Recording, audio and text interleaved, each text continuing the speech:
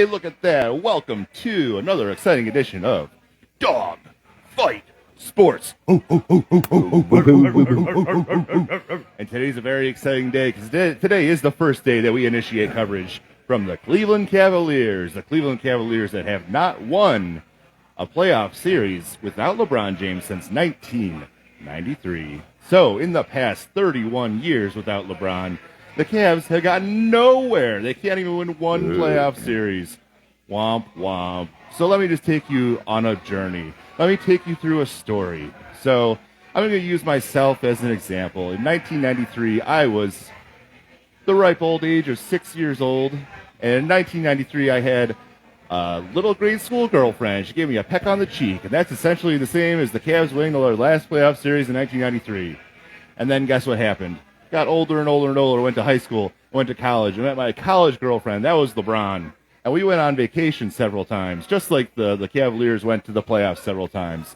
And not only the playoffs, but the finals. And we got there again and again and again. But then we had the decision, and history changed. LeBron left us for a younger, prettier dude. Took his talents to South Beach. Yeah. Sure did. And we had to look on. We had to watch LeBron go on vacation with that South Beach team many times. And we had to watch LeBron win the entire series, get the happy ending on that vacation several times. We're like, LeBron, please come back. I just want to get back to my ex, even though my ex is toxic. Please come back and give me what I've always desired, a vacation in the Poconos, or a vacation in Europe, or a national championship, a world championship. And LeBron came back. He came back, and we said, we want to prove that we can change. We won't drink during the day anymore unless it's a game day. And then we had Kevin Love. And we promised we're going to quit smoking, or maybe we're just going to chew Nicorette. And that was Kyrie Irving. So LeBron came back, and we had our glorious moment in the sun. We won that one championship. But now that he's gone, we're still a little bit jealous that he's playing for somebody else. And we got to prove that we're going to win the breakup, and we're going to win something without LeBron James. We're going to win the first playoff series since 1993 right now and prove, LeBron, you ain't all that. You were great for a while, but guess what? There's a new team in town. It's the Cavs without LeBron. Finally. It's just like, thank goodness playoff action is back. And I just love it, even though everybody's down on the Cavs. They've been playing like crap last couple months, ever since the All-Star break. But playoffs is a whole different basketball game than the regular season. 1993, huh? 1993. Jeez. I was the ripe old age of 6 years old. God, I celebrated my 113th birthday that year. All right. Well, Scotty proves that he is a vampire. But that must have been like the Mark Price days. Was Zildjius Ilgauskas still playing back then? No, he wasn't. He wasn't drafted. So what are we going to do to bust this drought? It's been a generation and some change since the said playoff series victory without LeBron James. So how do we take this next step? The NBA, more than any other sport, there's usually a ladder to climb. You take your lumps. You lose in the first round. You win a series or two. Yeah. And then you get, to the conference finals and finals. So what are we going to do? How do we level up? Where do we go? The key is Donovan Mitchell. That absolutely is the be-all, end-all. If he's the most dominant player on the court for both teams, we definitely should be able to win this. Yep, this is the series where we will have the best player on the court. Yeah. We'll usually be relying on the ensemble cast, and for better or worse, but yes, we will have the best player on the court in Mitchell, and, I'm reasonably optimistic. I'm maybe not quite as big of a homer for the Cavs as I are for the Guardians, but I'm pretty optimistic. I think, I read a column today that said it best. We won, I don't know the win total or anything or our seeding, but our seeding's the same as last year. I like to think we're a little more battle-tested and ready for the playoff, even though our seeding's about the same and our record's the same. Well, let me pop out the information book here. Yeah, I got some of that info. Right, enhance. It seems that we won 3 fewer games this year than we did last year. 3 fewer games. Yes. Okay, that was the whole thing. How we won 2 or 3 fewer games, but that maybe the whole. Yeah, we did a nice job of tanking one of them last game. Yeah, and It okay, was okay. I like that what they did because they put them in the position to play the Magic, and they're not afraid of Boston. They actually played Boston pretty tough this year, so Boston's expected to be obviously is the first seed. They're expected to bounce whoever wins this game tonight, Miami and Chicago, and I guess Miami is blowing the doors off of them as we speak. So it looks like it's going to be Miami. But, Miami, Chicago. No way. Let's talk about the Magic and the Cavs. That's what we're here yeah, for but they're tonight. going to be playing. That's what we're doing, and then there's going to be the sad day. So I'm already looking ahead, but that's just me as a Cavs fan. Let's look ahead to tomorrow at 1 p.m. Should not do that. 1 p.m. tomorrow. That is the first game. Playoff basketball is back in sunny, beautiful Cleveland, Ohio. Yeah. They gave us the really nice, very early time slot. I knew we'd get that time slot. Mhm. I don't hate it. A lot of people do. Obviously, most people covet the prime timey type time slot. Oh, yeah. I know. I think It it is was what it is. We play at 1 o'clock. It was a big slap in the face, actually, because 5 out of the 7 games, if it goes to 7, will be at 1 p.m. time slot. Oh, yeah, yeah. It's not even a rotation. It's just, here, you guys fall on that awful time slot grenade. Yes, pretty much every game. For sure. So Right. hopefully that puts a nice chip on our shoulder or whatever for what it's worth. Give them the mighty 7 o'clock games on Monday and Thursday. Monday and Thursday. Hey, maybe we should do Prime something for time. that time slot on Thursday. What do you think? Yeah, I say let's do it. All right. So we got a packed schedule for you. We're here giving you the pregame analysis, the playoff primer. We'll be back tomorrow to give you the postgame reaction from Game 1, and then we'll be back again on Thursday night at the Crafty Crab for more Cavs action. Yeah. 3 shows in 1 week. That's the dogfight Golden spirit. Gate, Trailblazer, and Mayfield. Piling them on. A lot going on. Wow. All right, let me set the stage for this game here tomorrow. So I was looking at the official NBA primer information, and they took a poll. Who do you think is going to come out on top between the Orlando Magic and the Cleveland Cavaliers? And the results of the poll were 64% reporting for the Cleveland Cavaliers. So I guess we are the favorite going in, and that makes sense, us being in the 4 slot. And if we had not taken a dive, we could have been in the 2 spot. So the Cavs are definitely favored for this series, although a lot of pundits are saying it was a very bad look for them to intentionally lose the last game of the season. So what do you think about the Cavs being the favorite? What do you think about intentionally losing No, it to get to wasn't. this Orlando No, it Magic? wasn't. A lot of teams, they position themselves. It's to common themselves in on the best NBA, spot. but I'll say this, cliches, defense travels well. The Pacers, incredible offense. I get how we were kind of scared of Halliburton, but Yeah. there's something like the 4th or 5th worst defense in the league. The Magic are, I know for a fact, ironclad fact, the Magic are the 4th best defense in the league. Yes, Yeah. they're So if very you good. believe defense travels well, maybe we overthought it a little. Because now I hear you about, oh, that's cool, we're not afraid of Boston, but now we're on a collision course with Boston in the second round instead of the Yep. finals, and I really think it was a lateral movement. I'm a big Magic guy, not taking anything away from the Pacers, but I would have to say I respect the Magic as much as the Pacers, and now we're on line to face the Celtics in the second round. I didn't really like the T word sort of ugly, so we'll say how we postured our way into the 4th seed. Yeah. Posture instead of tank. Yeah, I didn't think that was the best strategy personally. Yeah, but, I did. Hey, I let me be honestly wrong. did. I want to be I wrong. honestly did because they're trying to avoid the Knicks, who have their number. Philadelphia has their number. They played them tough and have to beat them during the regular season without Joel Embiid. So they actually That's did right. themselves a favor. And then the Bucks, they played pretty tough against the Bucks. So I think this is they thought this would be their best shot to kind of, try to inch their way, into possibly a second series Well, playoff and okay, into the so championship. going around the league, aren't the Bucks without their superstar, the Greek freak? About 1 or 2 games. I can't pronounce his name. Antetokounmpo. Yeah, he'll be around, but the Bucks have a tall task in front of them, because they have the Philadelphia, which is going to be a heck of a series. No, the Bucks. The Bucks have the Pacers. The Knicks have Philly. In the Oh, that's right. Yeah, Yeah, sorry about that's that. the Sorry. 2-7. But that's all in that other bracket. So basically, the so flip side of the Knicks us snuck and in there Boston, for 2, and Bucks slipped down to 3. So Right. So getting to the team stats, the rundown between the Cavs and the Magic. The Cavs and the Magic, their record was just get 1 game off. Cavs got 48 wins, Magic 47. The standings we talked about, home away splits, meh.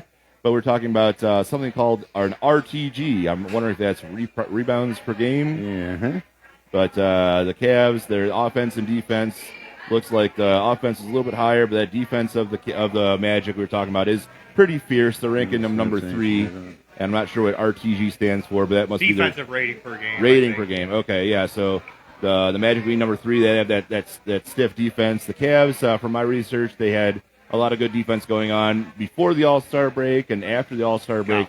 These kind of collapsed a little bit, not just on the scoring end, but also on the defensive end. So they're definitely going to have to put up on both sides of the ball, offense and defense. Remember how they played so wonderfully during the beginning of the year and get back to that form. A lot of guys are getting more healthy. So the players to watch on each side, the Cavs, Donovan Mitchell, that's an obvious one, but he's putting up regular season stats, 26.6 points per game, 5.1 rebounds, and 6 assists. That's pretty solid. With the player to watch on the other side, Orlando, let's see how we say this, Paolo Banchero, am I saying that right? Yeah, he's putting up similar, pretty awesome stats, rocking 22.6 points, almost 7 rebounds, and 5.5 assists. So, 2 superstars on either side of the ball that could be difference makers. Other team leaders, we talked about Donovan Mitchell, Jared Allen, Darius Garland on the Cavs side. Orlando, some of these guys I may not have heard of. Oh, wait, it's the same guy who's got the best stats in every category. So they're a little more top-heavy. That's the player to watch on the Magic side. Orlando has the Wagner brothers. They're pretty good. So they're the tough combination. And also another good stat that came up with this is that Orlando's bench is graded 3rd to 5th in the NBA. That's a tough bench coming up. And then minutes played, everything. From a scouting standpoint, they have sort of like a 300 monster at point guard, combo guard with Suggs, Anthony, and a fairly deep rotation. It'll be interesting to see if they stay true to that, or obviously conventional wisdom says you usually shorten your rotation a bit in the playoff. Hopefully that could work in our favor because they kind of have to choose between taking the path that got them here with a big 9 or 10 man rotation, or falling into line and shortening down to a 7-man rotation for the playoff. Because part of Orlando's strength is just sort of gritty, wearing you down, play a bunch of dudes, and so we'll see what that does in the playoffs. You mentioned the Wagner brothers. Moritz is a big X factor, and then when someone was posting our box scores earlier, when they beat us in February, Moritz Wagner, Franz's less heralded brother, was the leading scorer, leading rebounder. He's a streaky player. His brother's an excellent passer, knows how to get him the ball. Yeah. So that's a key as far as the preventative end of things, is not to get him going. So, yeah, I got the stats on that, the previous matchup, way back in February 22nd.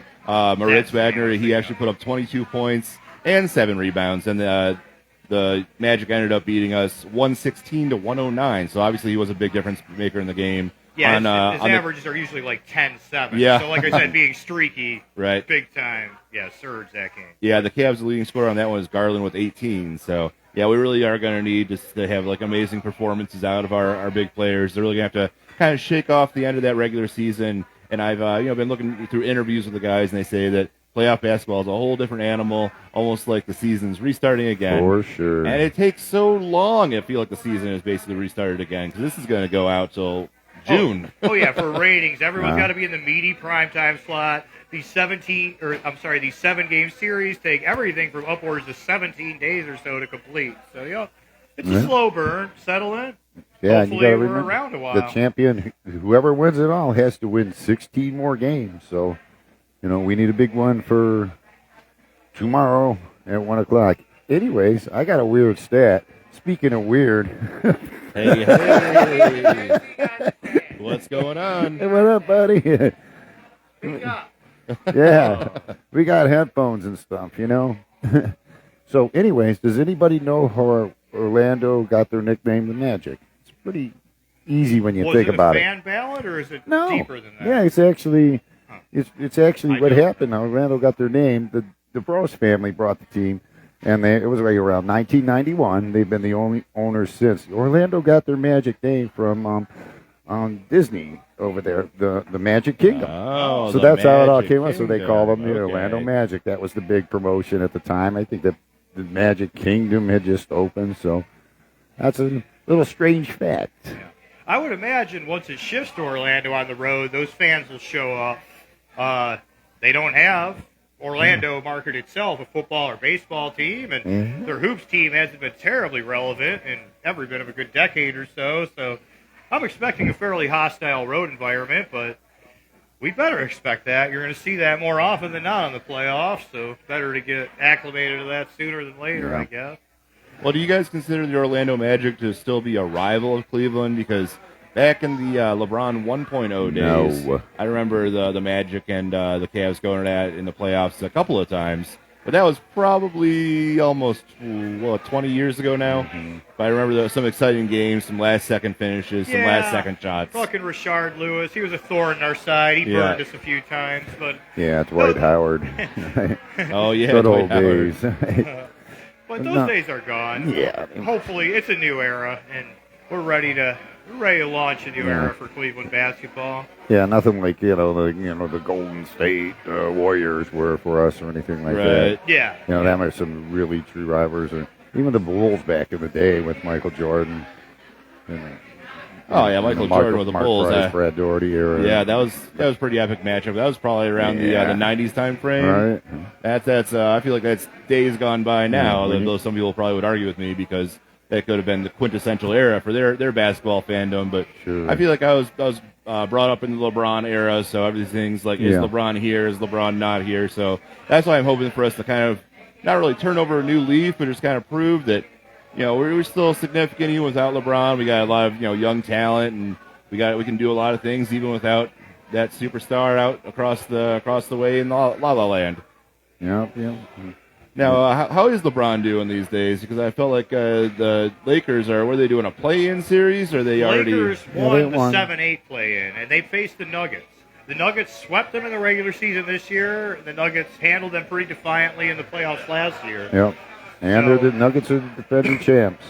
Yep, so they're on a collision course with the Nuggets. Actually, speaking of the dreaded T word, a lot of people said the Lakers should have postured their way to the 8th seed to avoid the Nuggets, but they didn't. They won, and now okay. they have a date with the Nuggets. That's a 7-2. Got a Right. date with Destiny. Yes, the Nuggets. I remember seeing a little bit of that series last year, and their superstar, the Joker, Jokic, right? Mhm. Man, what the hell is he doing? He's a hell of a player. He can take over a game and take over the offense and defense, getting those rebounds, blocks, steals, everything. And I thought his post game interview after he won the series last year was pretty funny. You were able to catch that one after he won the series?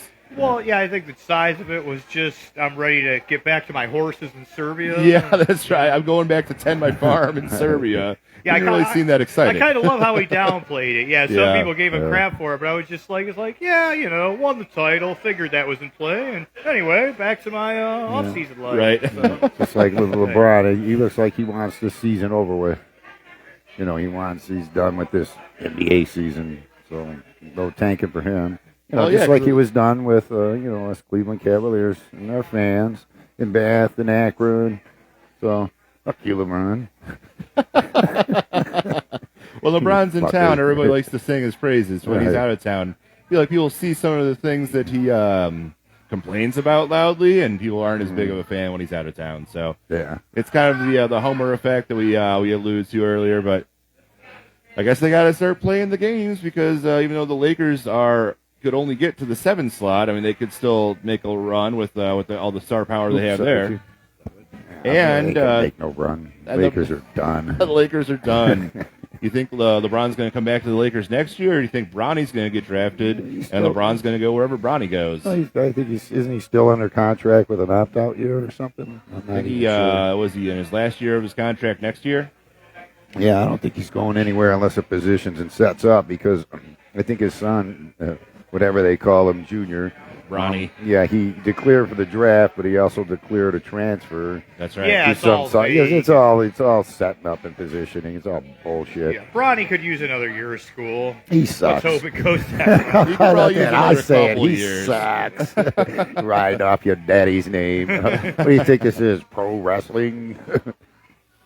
Do you smell what Bronny's thinking? Right. Yeah, he poor guy. But in all things serious, the kid's he's got some growing to do, and hope he had some medical issues and heart conditions and stuff. So hopefully that's all right with him. And Wait, 'cause what is Bronny's first year in college? So you'd have 3 more years of eligibility. sure. That Well, was yeah, but the reality of it in today's landscape is if you're highly heralded, it's almost rare to do a second year. Yeah. So one and done.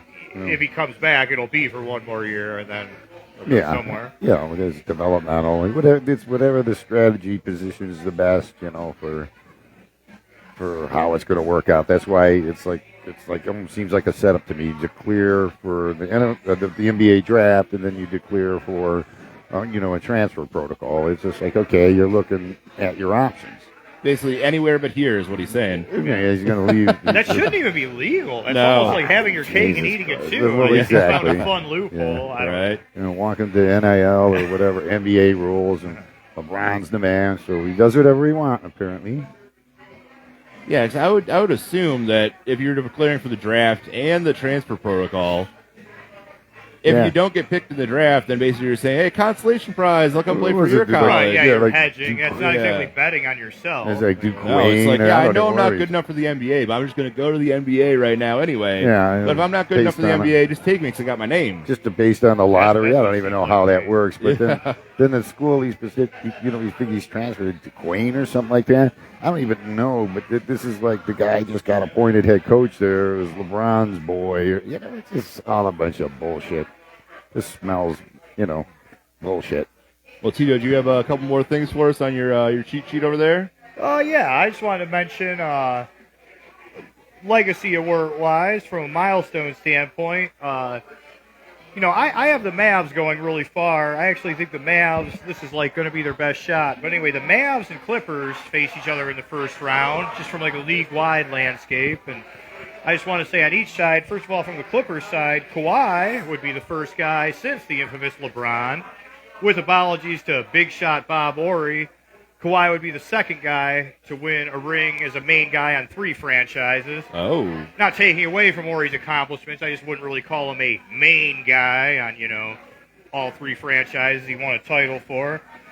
So, I have the Mavs going really far. I have that as an intriguing series because I think the Mavs will go far, and then Kawhi is trying to really chase some rare history. I already mentioned how, the posturing to face a good defense to avoid a good offense was questionable. The Suns-Timberwolves series is interesting. I feel like that's going to go 7. Classic cagey vets versus the young Gunnar Edwards. I think the Timberwolves will hold them off. That'll be an exciting 7-game series. And I think we already mostly touched on the Cavs' keys to victory. Don't let Moritz get going. I wanted to mention Garland limit his turnovers, good assisted turnovers that's a good ratio. idea. Okoro's continued improved outside shooting. He was like a bad meme and punchline last year, deep into the season, in like February or March. He was like 6% from 3-point range. Oh, Like, my God. why 6%. does he not have like an ironclad red light to just stay down once he's beyond the line? So, I mean, he's still no Steve Kerr, but he's at least shooting respectable from deep. And in the playoffs, you'll leave people like Okoro alone at the 3-point line and take your chances. So hopefully he can continue his respectable outside shooting and make a couple of those. Well, 6%, you got to get him the rock, 30 times to score once? Yeah, that's a classic definition of a high-volume scorer right there. Cool. So that's about what I got. I got some keys to victory. We gotta have a good series, obviously, from Donovan Mitchell. We talked about that earlier. Darius Garland, Evan Mobley, just play within yourselves. Just be you. And then, the keys I think are going to actually be, Jared Allen and Max Strus. If those people can light it up, or maybe even Sam Merrill coming off the bench and that, because there's going to be no Dean Wade.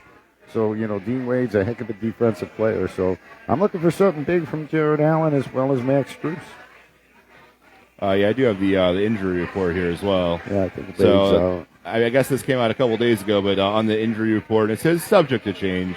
For the Cavaliers, they did have Garland, Ty Jerome, Chris LeVert, Sam Merrill, Donovan Mitchell, and Craig Porter Jr. and Dean Wade, who you just mentioned, all on the injury report. So I'm hoping they're going to be some of these guys going to be healthy enough to actually make it onto the court tomorrow and be difference makers, playing their roles and getting those 3-point shots, corner threes, and box now. Ride the hot hand. Just ride the hot hand and coach it.